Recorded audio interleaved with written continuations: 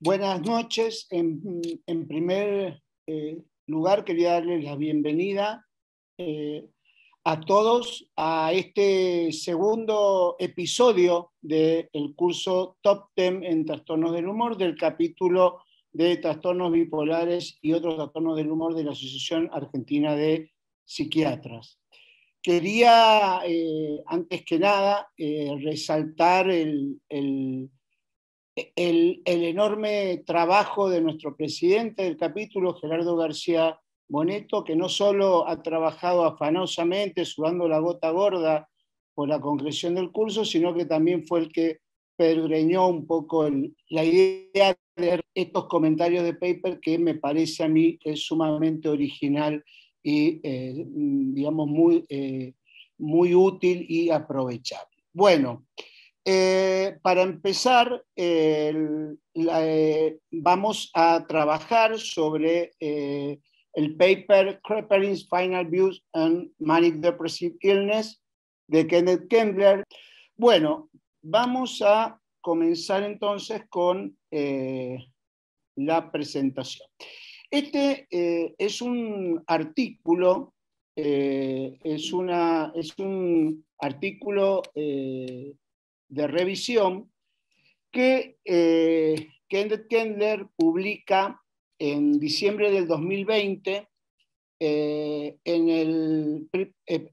se lo aceptan para la publicación en diciembre del 2020, que se publica online en enero en el Journal of Affective Disorder. Forma parte de un par de papers conceptuales de Kenneth Kendler, junto a Kreppelin's Final View on Dementia Precox, que también fue publicado este año en el Schizophrenia Bulletin. Son dos papers que tienen muchísimos puntos en común. Yo se los recomiendo la lectura de la mirada final de Kreppelin en relación a la demencia precoz o a la esquizofrenia. Los dos se basan en el libro Introducción a la Psiquiatría Clínica, cuarta edición. Este libro, muchos no lo conocen, la mayoría. Es un libro de mucho menor volumen que sus famosos textos de psiquiatría, y este en particular fue escrito 6 años después de la última publicación de su Tratado de Psiquiatría Clínica, octava edición. Es uno más de los tantos papers que Kendler ha escrito en relación a la obra de autores clásicos. Él ha escrito muchísimo sobre Jasper, por ejemplo, también, sobre fenomenología, y también en el impacto que estos autores clásicos tienen en los sistemas clasificatorios y en la práctica clínica actual. En relación al libro de Emil Kreppelin, Introducción a la Psiquiatría Clínica, la cuarta edición, fue terminado el 15 de febrero de 1921. Kreppelin en ese momento tenía 65 años y tiene la particularidad de haber sido el último libro que él escribió, porque fallece en 1926. Injustamente, lo cree Kendler, y para mi humilde opinión también, ha sido considerado un trabajo menor en la obra de Kreppelin, y en realidad es el que tiene más afinada la mirada del Kreppelin ya con más experiencia. Contaba de 3 volúmenes e incluyó un manual de bolsillo para estudiantes con una sección de 7 páginas dedicada a la locura maníaco-depresiva, trastorno que él había descrito y le había puesto nombre 22 años antes en la famosa sexta edición de su tratado de 1899. Esta tendencia de Kreppelin a hacer manuales de bolsillo, o como ya lo van a ver en este mismo libro, dedicar capítulos y volúmenes a los casos clínicos, tenía que ver con la gran vocación docente de Kreppelin y la gran necesidad que él tenía de formar médicos jóvenes. De hecho, tenía grandes y famosos discípulos como Kretschmer y como Johannes Lange. Los volúmenes de Introducción a la Psiquiatría Clínica tenían la particularidad, como les dije antes, de incluir casos clínicos como herramienta didáctica. Era una gran obsesión de Kraepelin, que no solo era obsesivo, era bastante rígido y estricto, y en esta edición fueron 90 los casos clínicos, 9 de los cuales son van a escuchar que yo voy a hablar de locura maníaco-depresiva. El título dice enfermedad maníaco-depresiva, pero el mismo Kendler durante todo el paper habla de locura, porque ese era el término de enfermedad en el momento en que Kraepelin vivió. Y obviamente locura maníaco-depresiva es sinónimo de psicosis maníaco-depresiva. Entonces, de estos 9 casos de locura maníaco-depresiva se transcriben los 9 en el artículo, 7 en tablas y 2 en el apéndice. En el apéndice también está de este artículo el capítulo completo, esto que mencionaba, las 7 páginas, de locura maníaco-depresiva.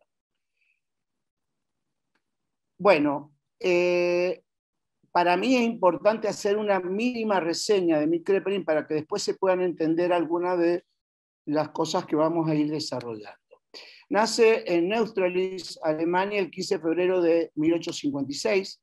Se recibe de médico en Würzburg a los 22 años de edad con la tesis titulada Sobre la influencia de las enfermedades agudas en la génesis de las enfermedades mentales, que en realidad era la influencia de la psicología sobre las enfermedades médicas. En sus primeros años como psiquiatra trabaja en Múnich y en Dresde y escribe la primera edición de su tratado de psiquiatría, que es bastante pequeña, es como un compendio. En 1888 se traslada a Dobrat, hoy se llama Tartu, esa ciudad, en el país de Estonia, y ejerce como profesor titular de psiquiatría en la Universidad Alemana de Dobrat. Ese fue un gran sueño y anhelo personal. Él, una de las cosas que más buscaba en su vida era alcanzar el máximo rango en docencia, que era una de sus grandes pasiones, y ahí escribe la segunda y tercera edición del tratado. Este paso por Estonia es bastante importante, y él mismo lo señala en sus memorias, porque si bien trabajaba en un hospital alemán y en una universidad que era también alemana dentro del país, él no sabía la lengua de Estonia, y eso lo llevó a desarrollar muchísimo sus habilidades en lo que tiene que ver con el reconocimiento de los signos del paciente, o sea, de aquello que no habla sino que muestra, lo cual le hizo desarrollar un montón de habilidades en psicopatología descriptiva, y de hecho es uno de los grandes referentes de la historia de la psiquiatría en lo que a psicopatología descriptiva se refiere. O sea, se acostumbró a describir un montón una serie de cosas que le pasaban al paciente que a muchos de ellos no podía entender. En 1891 trabaja en Heidelberg, Alemania, en donde escribe la cuarta, quinta y la famosa y extensa sexta edición, en donde aparece por primera vez la locura maníaco-depresiva como entidad nosológica, y a diferencia de Introducción a la Psiquiatría Clínica, tiene más de 200 páginas, ¿no? En 1903 vuelve a Múnich y ahí permanece hasta que fallece el 7 de octubre de 1926. En ese lapso se publican la séptima y octava edición de su tratado, ya que la novena la empezó a escribir, pero la terminó Johannes Lange en 1927. En total, su obra comprende más de 25 libros y están incluidos, era un gran entusiasta de la etnopsiquiatría, también libros sobre criminología y también numerosos poemas.